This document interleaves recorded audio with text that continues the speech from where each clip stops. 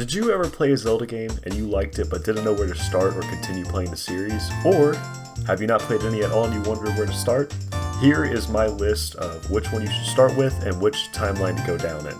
Here's my list. So if you played any of the new ones, this is the new formula, which a lot of people like. I like it, I just don't like it as much as the classic formula. Doesn't mean that they're bad.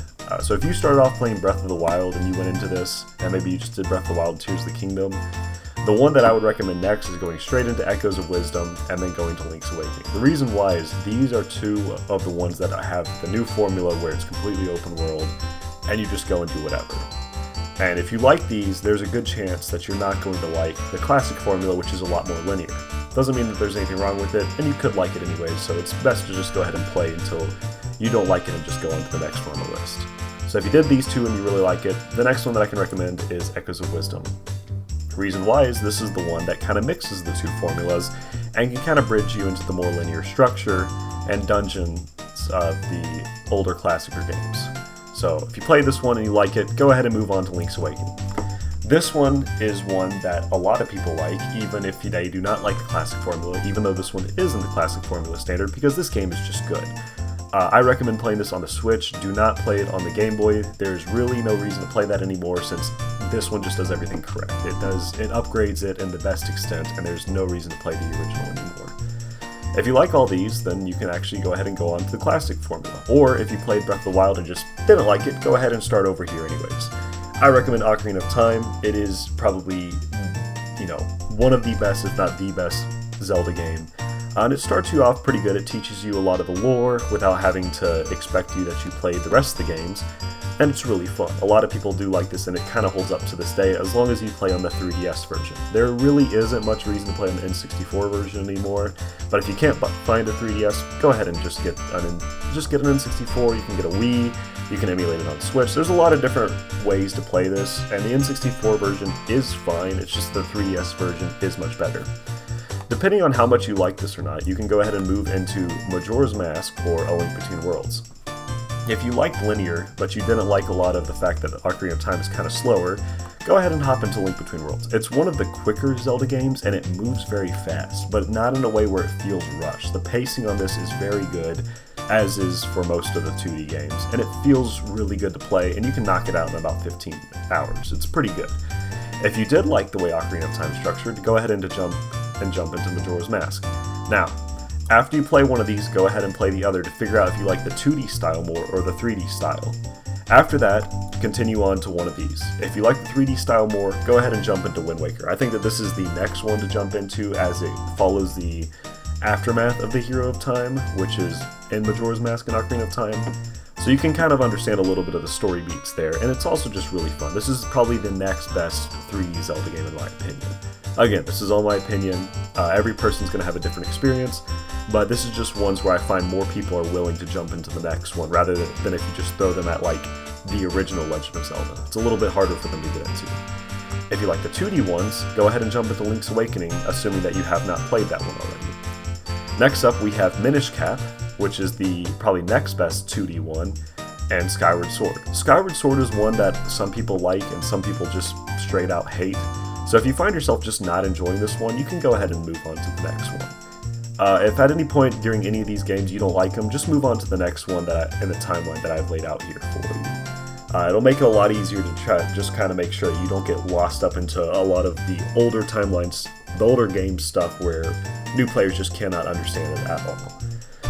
After Minish Cap, go ahead and jump into A Link to the Past. Now this one is a little bit of a gamble because A Link to the Past has a lot of stuff that was normal back in the day when this game was created, but is not normal now. There is very little hand-holding, and you are probably going to have to look up a guide if this is your first time playing it. Heck, for a lot of these games, you're going to have to look up a guide. These games are not very friendly the older they get, as there is virtually no hand-holding.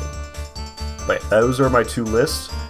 Again, if you started out on the new formula, just go ahead and work your way through here and try out the classic formula, and vice versa. And as you notice, this is not the complete list of every Zelda game. The rest of them I have laid out here. These are ones that I cannot figure out where to put them because a lot of people don't like these. These are not beginner friendly. These are ones where I would say wait till you played through the rest of the ones that I laid out and then jump into here. These are ordered from easiest up here to difficult down here. Minus this is the multiplayer chart. I'll get to that in a minute. Both of these games, Twilight Princess and then the DS Zelda games, these are not very beginner friendly. These are ones where you're going to have to look up a guide every once in a while, and they assume that you already know the classic Zelda formula. So if you like the 3D games more, go ahead and jump into Twilight Princess. This is probably one of the better looking Zelda games. However, it is pretty slow, and there's not a lot of hand-holding. So be on the lookout for that. As for the DS games, I like these. A lot of people don't like them. I like them. I recommend playing these are only on the DS. You can get them on the Wii U, but that's assuming that you bought them or have a modded one before the server shut down. Again, also I should probably lay out which version. Twilight Princess definitely played on the Wii U, that's the best version. Oracle games, these are also not beginner friendly, but these are really fun. You can honestly choose whichever one you want to start. And then this one has a really cool feature where if you beat both of them, it'll give you a unique code that you can use to face the secret final boss. But these games are pretty difficult. I found, myself, who has played these games before, having to look up a guide on pretty much every single playthrough just because there's one or two things that I forgot. And then lastly, we have the original Legend of Zelda and Zelda 2. These games are not forgiving at all. These are extremely difficult, and you will have to look up a guide a lot. These games are virtually unplayable unless you have a guide. I can run through the original Legend of Zelda without it because I've played it so many times, but Zelda 2, no matter how many times I play it, I just need a guide. And this game is also ridiculously difficult. This is probably the hardest one in the entire series. I do not recommend going through either of these unless you really, really like Legend of Zelda and you've beaten the rest of them. That moves us down to our multiplayer corner. Now these games you can only play if you have other people to play with. This one is only available on the GameCube, but not only do you have to have a GameCube, you have to have 4 Game Boy Advances and 4 special link cables in order to play this one. So unless you have a lot of money, this one is pretty much virtually unplayable. However, this is probably the best out of these 3 down here. Out of all the multiplayer Zelda games, this is the most fun to play through.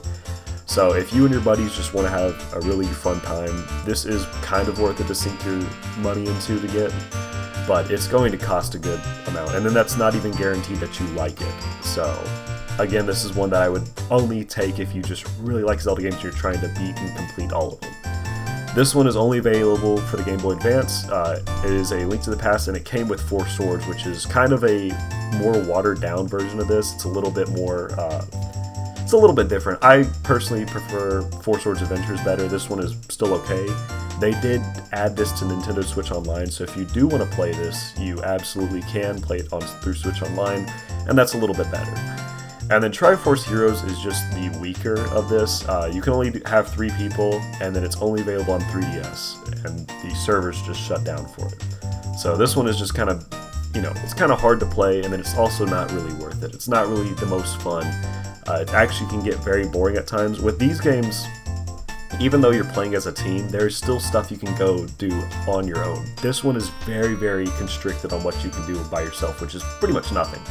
You constantly have to work with your team, and you're tied to the hip with the rest of the people you're playing with, and it kind of sucks the fun out of it. But yeah, that's pretty much my list. Let me go back to this.